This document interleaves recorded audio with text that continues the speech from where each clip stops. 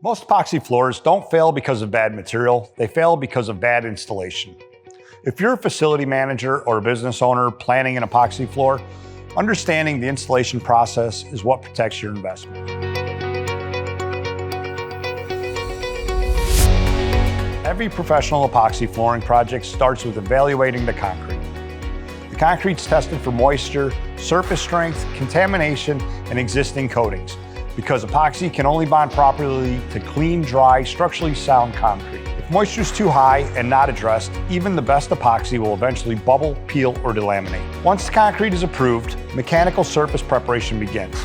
This means grinding or shot blasting the concrete to create a rough, open surface that allows the epoxy to mechanically lock into the floor. This step is what separates a professional epoxy installer from a contractor who simply rolls a coating on top of a smooth floor. After the surface is prepared, cracks, joints, and damaged areas are repaired so the new floor can perform under traffic, cleaning, and heavy equipment.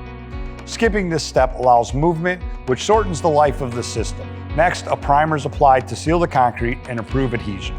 The primer reduces air bubbles, stabilizes porous concrete, and creates the foundation that the epoxy system will bond to. The epoxy system is then installed based on how the facility is used.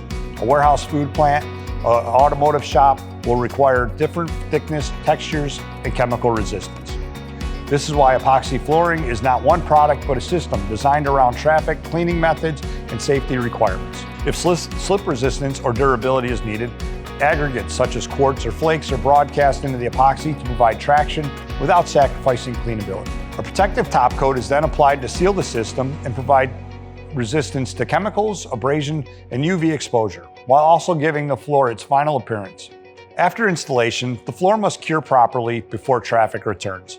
A professional installer will provide a clear schedule for when foot traffic equipment and forklifts can safely go back into service. A professionally installed epoxy floor is not just about how it looks on day one, it's about how it performs years later under real-world conditions. If you're planning an epoxy floor for your facility, understanding this process is how you avoid failures, downtime, and costly repairs, and how you get a floor that actually works for your operation.